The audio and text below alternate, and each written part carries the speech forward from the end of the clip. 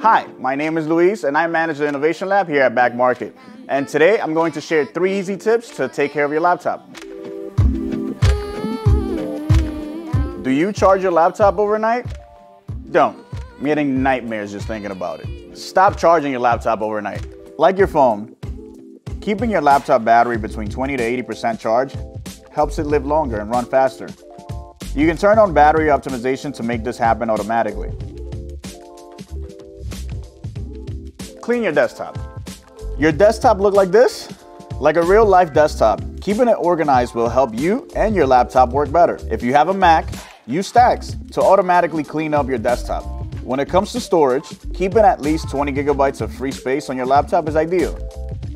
Update your software. Trust me, I know it can be scary, but it is the best way to make your machine run as efficiently as possible. If you don't have time to do a full update, no sweat.